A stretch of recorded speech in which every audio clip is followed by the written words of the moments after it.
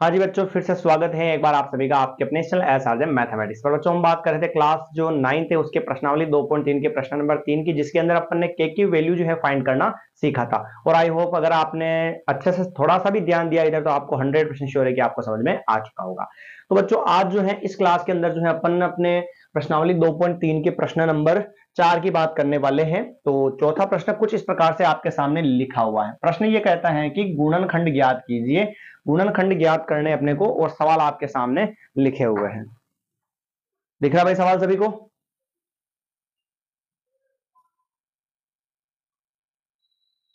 ठीक है भाई, चलिए बात करते हैं आगे। तो ये जो प्रश्न है ना बच्चों, आपने पहले ही पढ़ रखा है। कब पढ़ा? 8th क्लास में पढ़ा आपने गुणनखंड ज्ञात करना। ठीक है, तो उसी को अपन आगे कंटिन्यू करते हुए समझेंगे कि किस प्रकार से इसके गुणनखंड आपको निकालने हैं। तो ध्यान से समझिएगा आप।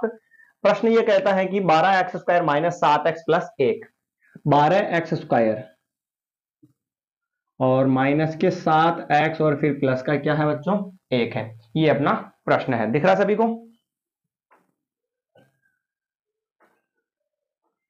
हाँ जी, ये अपना प्रश्न हो गया। ठीक है, अब इसके गुणनखंड आपको निकालने हैं ना। तो गुणनखंड कैसे निकालने हैं कि फर्स्ट वाली संख्या को लास्ट वाली से गुणा करवाओ। फर्स्ट में कितना है? 12 है और लास्ट में कितना? 1। तो 12 को गुणा करवाओ 1 से, कितना हो जाएगा बच्चों? 12। 12 के निकाल लो वापस। अब आ जाए गुणनखंड, जो आया उसको यहां लिख दूं मैं, ये लिख दिया। अब इन गुणनखंड को आपको ऐसे जमाना है कि जोड़ने या घटाने पर जो है बच्चों बीच वाली संख्या आ जावे। जोड़ने या घटाने पर बीच वाली संख्या आ जावे। तो जोड़ने या घटाने पर बीच वाली संख्या आ जावे तो 2 इंटू 2 तो क्या हो गया? 4। और ये कितना है भाई? 3।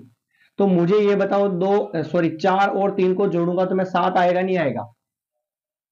4 और 3 को जोड़ूंगा 7 आ जाएगा। पर बच्चों हमें चाहिए किसके? माइनस के 7 चाहिए। तो हम क्या करेंगे? दोनों संख्याओं को किसकी ले लेते हैं? माइनस की।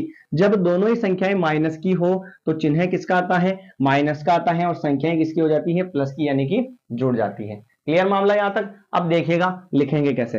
फर्स्ट वाली को वैसी की वैसी लिखना है, बीच वाली हटेगी और उसकी जगह हमने जो गुणनखंड बनाए हैं ना बच्चों, वो आएंगे। क्या आएंगे? माइनस का 4 उसके साथ में x, और माइनस का 3 और उसके साथ में भी क्या है? x, और फिर प्लस का क्या आ जाएगा? 1 आ जाएगा। फर्स्ट और लास्ट वाली संख्या वैसी की वैसी ही उतरती है और बीच वाली हटी और उसकी जगह क्या लिख दिया अपन ने? जो गुणनखंड आए थे वो लिख दिया अपन ने। क्लियर मामला? चलिए आगे बढ़ते हैं। अब क्या करना है आपको? पहली और दूसरी में से कॉमन लेना है और तीसरी और चौथी में से कॉमन लेना है। इसको अगर थोड़ा सा और सिंप्लीफाई कर देंगे कि अगर आपको डायरेक्ट कॉमन लेना नहीं आता है तो जैसे 12 के गुणनखंड 2 इंटू एक्स की पावर 2 यानी x इंटू एक्स, माइनस 4 के 2 इंटू एक्स। और फिर आगे लिखूं अगर मैं,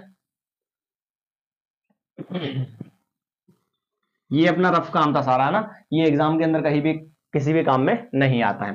फिर आगे माइनस 3x को 3 इंटू एक्स और फिर प्लस 1। देखना ध्यान से, क्या सेम मिला दोनों में? 2 इंटू 2 और x, 2 इंटू 2 और x, 2 इंटू 2 तो हो गया 4 और ये x का x, तो बचा कितना यहां पर? 3 बचा। फिर आगे क्या था? माइनस, ये पूरा ही निकल गया तो बचा कितना? सॉरी यहाँ पर x भी बच रहा ना, x भी बच रहा है और ये माइनस, और कुछ नहीं बचा। क्या लिखोगे? 1 लिखोगे। 2 इंटू 2 और x, 2 इंटू 2 तो हो गया 4 और उसके साथ में x भी बाहर निकाल लिया। फिर बीच में माइनस बच रहा था, माइनस लिखा, पूरा ही बाहर निकल चुका है संख्या, तो कुछ नहीं बचा। तो वहां पर क्या लिखोगे आप? 1 लिखोगे। ठीक है भाई, चलिए आगे बढ़ते हैं। इन दोनों में कुछ भी सेम नहीं मिल रहा है बच्चों, तो आपको क्या करना है? बाहर क्या लेना है? 1 लेना है। अगर कुछ भी सेम नहीं मिले ना तो बाहर आपको 1 लेना है और आगे कुछ नहीं तो प्लस लगाना है। फिर कोष्टक जो बचा उसको वैसा का वैसा ही लिख दो, यानी माइनस का 3 और साथ में x और प्लस का 1।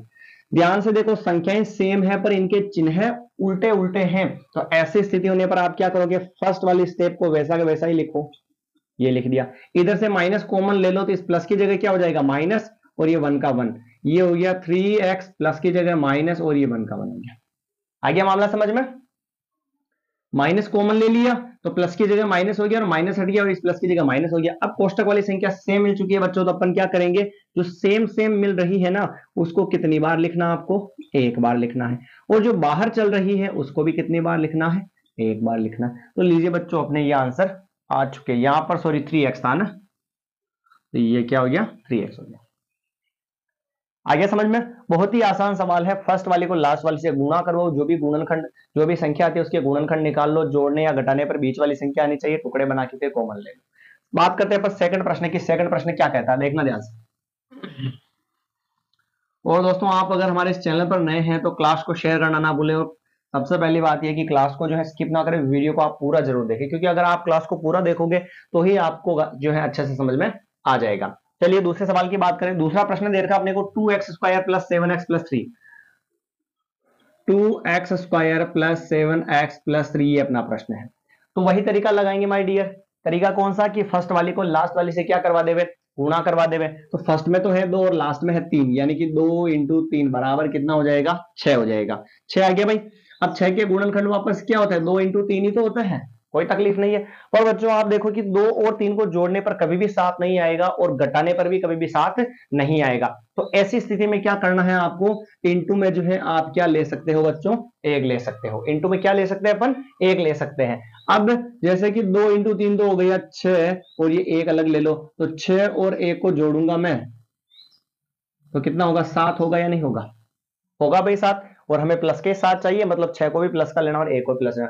एक ही इंटू में मान सकते हो, बाकी कोई सी भी जो संख्या है आप दिए यहां पर नहीं मान सकते हो, केवल 1 मान सकते हो इंटू में, ऐसी स्थिति में जब 1 कम पड़ रहा हो तो। ठीक है, तो 2 × 3 के साथ में 1 मान लिया, 2 × 3 को ले लिया साथ में और 1 को ले लिया अलग, 6 और 1 हो गए 7। तो 6 को भी प्लस का लेना है और 1 को भी किसका लेना, आपको प्लस का लेना है। ठीक है भाई, तो देखना ध्यान से।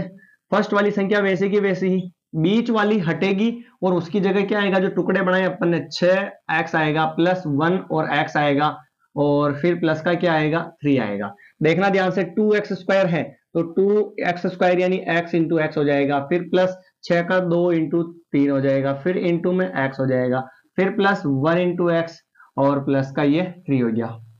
ठीक है भाई, अब ले लेते हैं अपन कॉमन। तो कॉमन लेंगे तो देखना दोनों में क्या सेम मिला, एक तो 2 मिला, एक x मिला, इधर 2 मिला, इधर x मिला, तो 2x ले लेते हैं बाहर, तो बचा कितना बच्चों, x बचा, फिर प्लस क्या बचा, 3 बचा, ये 3 लिख दिया।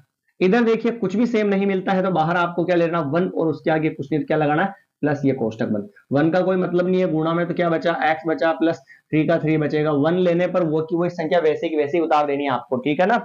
और इधर 1 इंटू में 1 × x वैसे 1x हो जाएगा। कोष्टक वाली संख्या सेम मिल चुकी है तो उसको कितने बार लिखेंगे, एक बार, तो ये लिख दिया भाई। बाहर वाले को भी लिख देते हैं तो 2x और प्लस का क्या हो गया, 1 हो गया। ये मामला हो चुका अपना खत्म। तो ये जो था अपने चौथे सवाल का जो है दूसरा सवाल भी कंप्लीट हो चुका है। ठीक है बच्चों, एक सवाल और मैं करवा देता हूं, फिर इसके बाद में अगला जो सवाल रहेगा वो आप अपने होमवर्क में नोट कर लीजिएगा।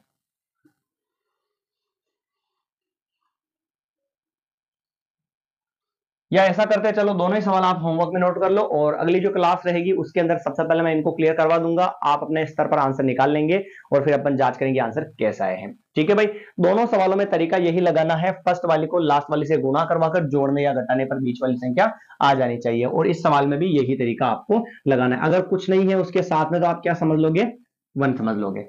ठीक है मित्रों, तो मिलते हैं अगली नई क्लास के अंदर। धन्यवाद सभी मेरे प्यारे साथियों को, और जितने भी इस क्लास को देख रहे हैं उनका मैं सभी का शुक्रगुजार हूं, और आपसे रिक्वेस्ट है कि क्लास को पूरा देखा करें और वीडियो को स्किप ना करें, और क्लास अगर अच्छी लगे तो आप कमेंट और क्लास को शेयर करना ना भूलें। मिलते हैं नई क्लास के अंदर, धन्यवाद।